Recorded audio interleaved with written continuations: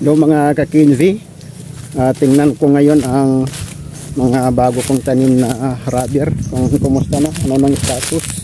Tagal-tagal ko nang hindi na bisita.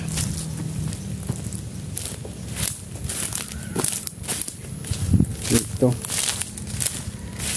tingnan natin kung malalaki na ba. So dito tayo mag-umpisa sa taas. Tingnan natin ito. Itong parang unhealthy ito ito parang may sakit, namumuti parang may fungus, nangingitim yung ano niya, katawan. Ito okay naman to. Papansin ko parang pumuputi yung mga ano nila dito.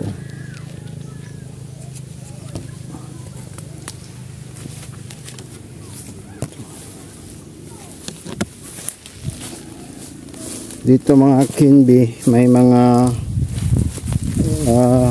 rubber na maliliit pa. Yan.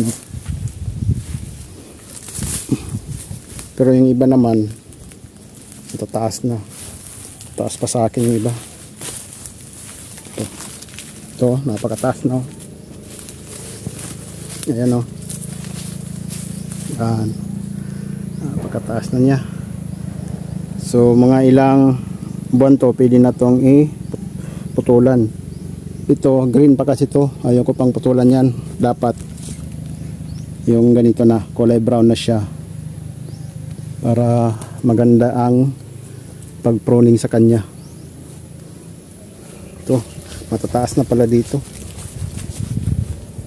Ayan taas pa sa akin. Ito. So, maganda ang tubo. Maganda naman ang tubo ng iba. Yung iba parang may namatay rin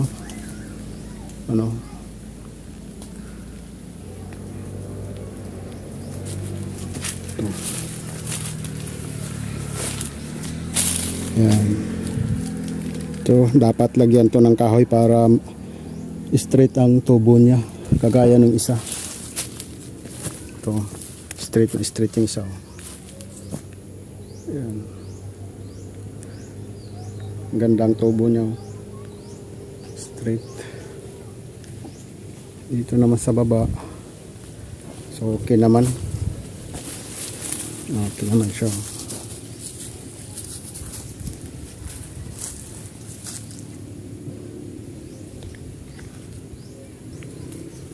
Hindi lang talaga pantay ang tubo nila, yung iba maliliit pa.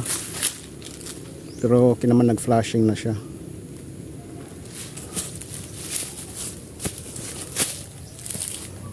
Ito sa taas. Ito.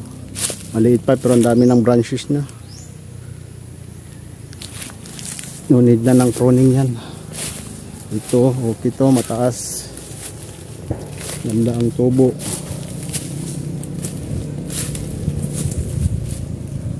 Ganda ang tubo niya.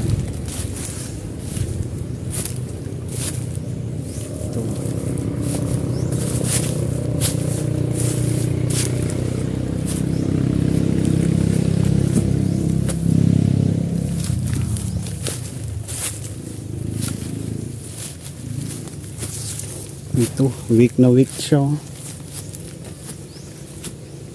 Tsaka yung dahon niya liliit.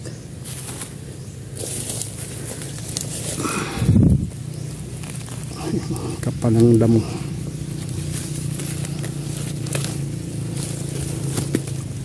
Weak. Dapat to palitan.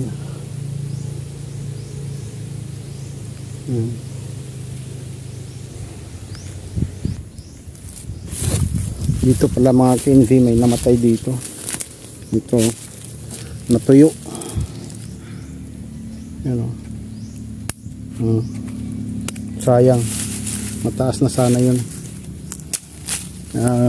Tatanim ako dyan ng panibago. Natin yung iba.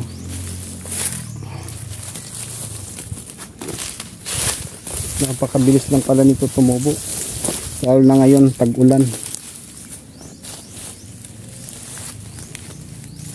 Tsaka pinakadabis talaga, laging lalagyan ng pataba.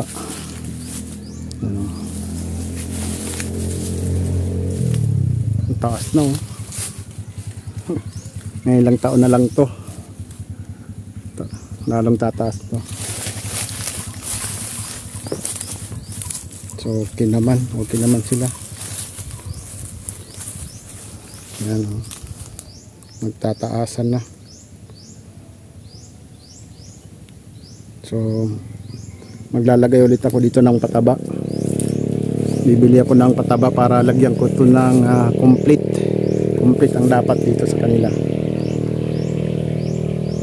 Tataas na.